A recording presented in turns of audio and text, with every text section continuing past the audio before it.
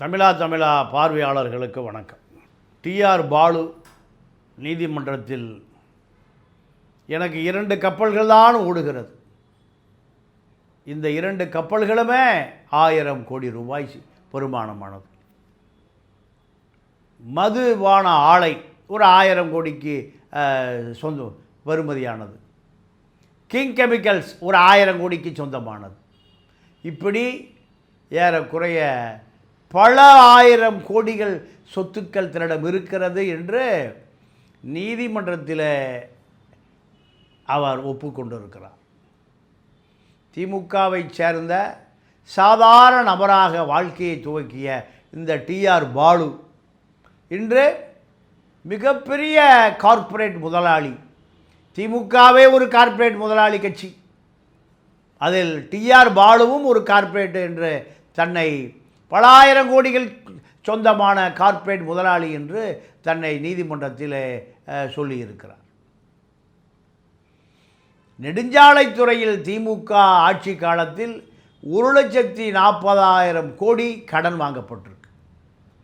இந்த 1,40,000 கோடி எத்தனை நெடுஞ்சாலைத்துறை அதிகாரிகளும் நெடுஞ்சாலைத்துறை அமைச்சரும் பங்கு போட்டு கொண்டு இருக்கிறார்கள் என்பதை பாஜக விசாரிக்கவே விசாரிக்காது. ஏனென்றால் அமலாக்கத்துறையும் அந்நிய செலாவணி மோசடித்துறையும் வருமான வரித்துறையும் பாஜக யாரை பார்த்து பாயை சொல்லுகிறதோ அங்குதான் பாயும், அங்குதான் மேயும்.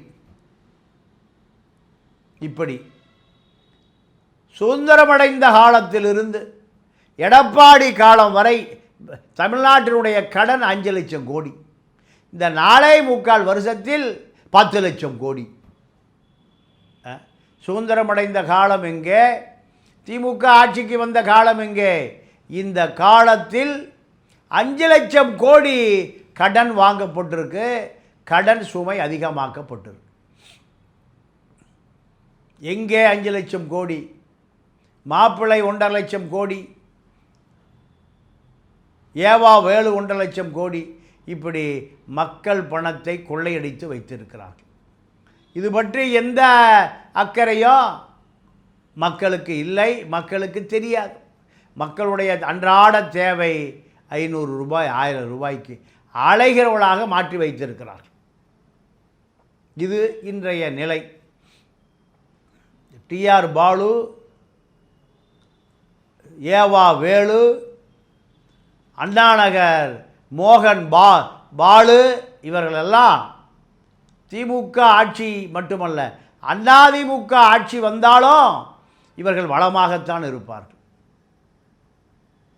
மணப்பாக்கம் நிலங்கள் 150 ஏக்கரா விமான நிலையத்திற்கு தேவைப்படுகிற இடத்தை பிரிக்ஸ் வில்லாக்களாக மாறப்போகிறது.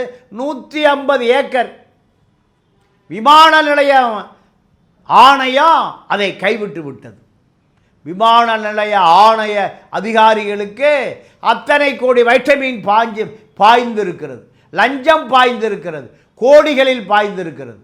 அதன் விளைவாக இந்த நிலம் வேண்டாம், இந்த நிலத்தை விட்டு நாங்கள் வெகு தொலைவுக்கு செல்லுகிறோம், 50 கிலோமீட்டர் பரந்தூர் செல்லுகிறோம், பறந்து செல்லுகிறோம். இந்த கேரளாவிலோ கர்நாடகாவிலோ ஆந்திராவிலோ பஞ்சாபிலோ நடக்குமா? தனியார் மாப்பிள்ளைக்கு குடும்ப நண்பர், லண்டன் கல்லூரி நண்பர், 2 நண்பர்கள் நீங்கள் நண்பர்களாக இருந்தாலே 40,000 கோடி கிடைக்கும்.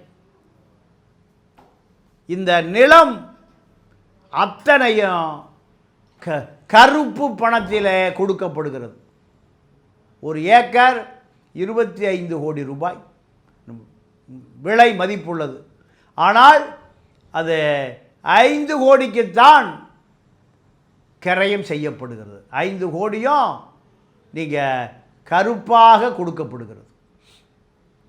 அங்கு நடக்கிற பத்திரப்பதிவு 600 ரூபாய் ஸ்கொயர் ஃபீட். மற்ற நிலங்கள் 9,000 ரூபா சதுர அடி. 9,000 எங்கே, 600 ரூபாய் எங்கே? அரசுக்கு பத்திரப்பதிவு இழப்பு யார் இந்த அதிகாரத்தை கொடுத்தது? பத்திரப்பதிவு மூர்த்திக்கு. மூர்த்தி மாப்பிள்ளை கண்ணசைத்து விட்டார், கையை காட்டி விட்டார். அண்ணாநகர் மோகனுக்காக, அவர் மகன் கார்த்திக்காக. ஆதலால் நீங்கள் பல கோடி வரி ஏய்ப்பு, வரி இழப்பு மாநில அரசுக்கு. பத்திரத்துறைக்கு 600 ரூபா ஸ்கொயர் ஃபீட். எப்படி இது சாத்தியம்? எங்கேயாவது விசாரணை நடக்குதா? எடப்பாடி பேசுகிறாரா? வேலுமணி பேசுகிறாரா? யாரும் பேசுவதில்லை. மக்கள் திமுக அதிருப்தி, அதிமுக ஆட்சிக்கு வரும். இதுதான் அவர்களுடைய கணக்கு. ஜக்கி வாசுதேவ் செருப்பை போட்டுக்கொண்டு நீங்கள் சிவன் ராத்திரியில் பூஜை செய்கிறார். அவர் செருப்பையே கலட்டாமல் சிவன் மீதே ஏறுவார். இப்படித்தான் இருக்கிறது தமிழக அரசியல். திமுக குடும்பம் காசை கொடுத்து கட்சியை, ஆட்சியை பிடித்து விடலாம் என்று நினைக்கிறார்கள். ஒரு பக்கம் கிடைத்ததையெல்லாம் தமிழனுடைய தலையிலே முளகாயை அரைத்து இந்த ஏவா வேலுகளும் மோகன் கார்த்திகளும் கோடிகளை குவித்து கொண்டிருக்கிறார்கள்.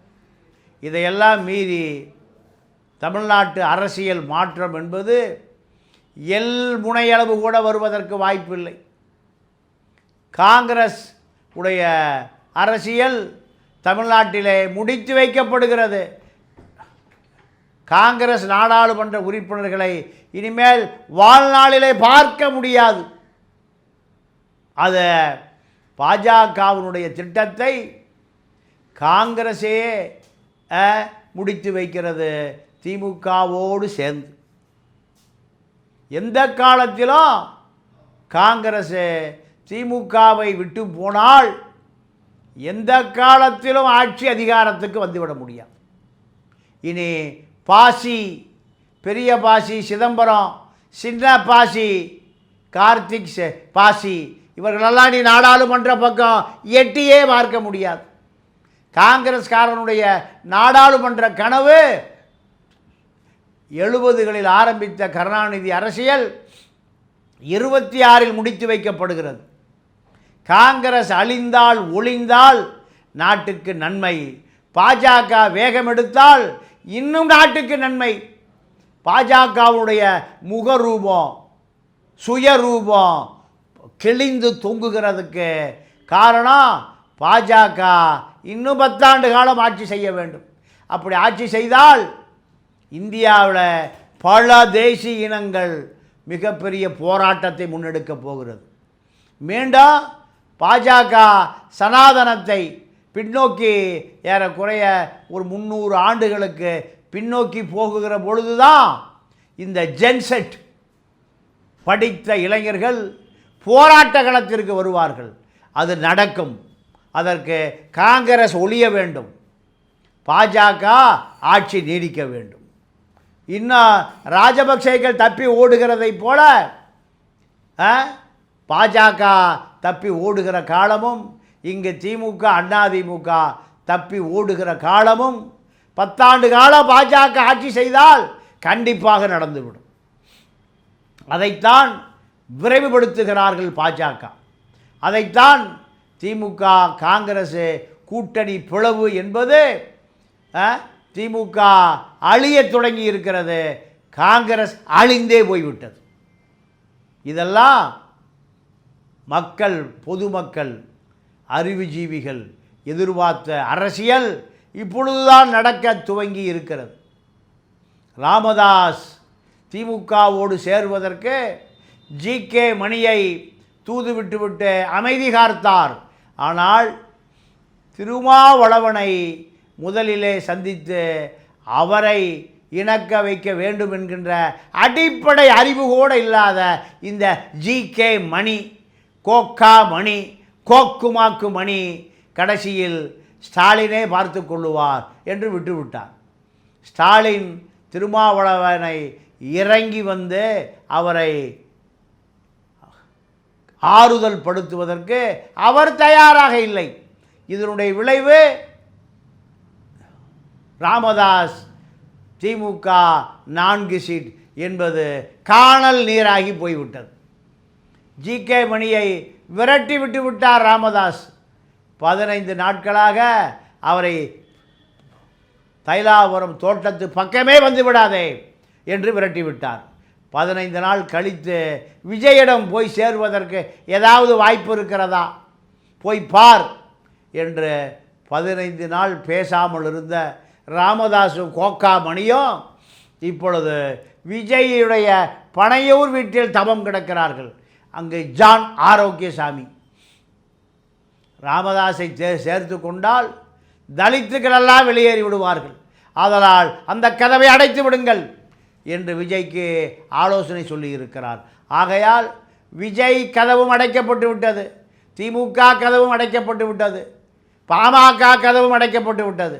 இப்பொழுது போக்கிடமே இல்லாமல் ராமதாஸும் கோக்கா மணியும் என்ன செய்வதென்று தெரியாமல் திமுகவிலே நாம் இணைந்து கொள்ளலாமா என்ற முடிவுக்கு கோக்கா மணி, சேலம் அருள், அத்தனை பேரும், சின்னம்மா சுசீலா, இப்படி ஒரு கூட்டமே எந்த பக்கம் போவது என்று தெரியாமல் முட்டுச்சந்தையில் நின்று கொண்டிருக்கிறார்கள்.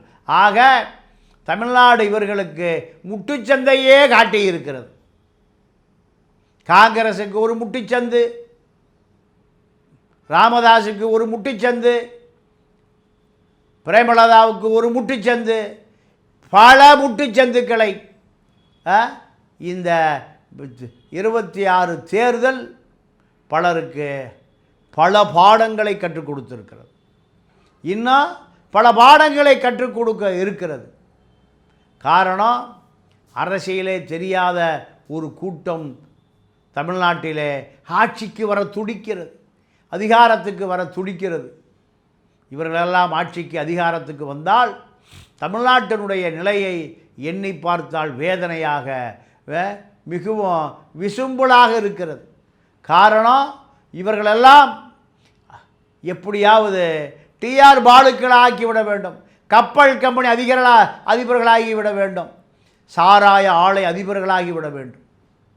எந்த அதிகாரம் இல்லாமல் 25 ஆண்டு காலம், 91 ஜெயலலிதா மரணமடைகிற 2016 வரை, இதில் ஒரு 15 25 ஆண்டு காலம், கால் நூற்றாண்டு காலம் எந்த பதவியும் பட்டமும் இல்லாத சசிகலா குடும்பம், நடராஜன் 25 ஆண்டு காலம் தமிழ்நாட்டையே ஆட்டி படைத்தார்கள், டெல்லியை ஆட்டி படைத்தார்கள். வெளிநாடுகள் பூரா இருக்கக்கூடிய தொழிலதிபர்கள் தமிழ்நாட்டுக்கு வர வேண்டும் என்றால் நடராஜன் வழியாக, சசிகலா வழியாக வர வேண்டும். இப்படி வந்த பல ஆலை முதலாளிகள், கார்ப்பரேட் முதலாளிகள், ஸ்டெர்லைட்டு அனில் அம்பானி வரை, மன்னிக்கவும், அனில் அகர்வால் வரை, இப்படி பல கார்ப்பரேட் நிறுவனங்கள் பல ஆயிரம் கோடிகளை வைத்துக்கொண்டு எப்படி சசிகலாவையும் நடராஜனையும் தாண்டித்தான் வர முடியுமோ, அதே போன்று திமுகவில் இப்போ மாப்பிள்ளையை தாண்டித்தான் தமிழ்நாட்டுக்குள்ளே எந்த தொழில் நிறுவனமும் வர முடியும். ஸ்ரீதர் வேம்பு தமிழ்நாடே வேண்டாம் என்று போய்விட்டார். கூகுள் பிச்சை தமிழ்நாடே வேண்டாம் என்று போய்விட்டார். ஆக தமிழ்நாட்டை, தமிழக மக்களை, தமிழர்களே, கார்ப்பரேட் தமிழர்களே கைவிட்டு விடுகிற அளவுக்கு இவர்களுடைய பேரம் பெரிதாக இருந்தது. இப்பொழுது திமுக ஆட்சி முடிவுக்கு போன பிறகு அடுத்து வருகிற பாஜக ஆதரவு ஆட்சி, அதிமுக ஆட்சி, இது முழுமையாக கார்ப்பரேட்டாகவே மாறிவிடும். இது பல உதாரணங்களை நாம் தேர்தலுக்கு பிறகு பார்ப்போம். மீண்டும் சந்திப்போம். நன்றி, வணக்கம்.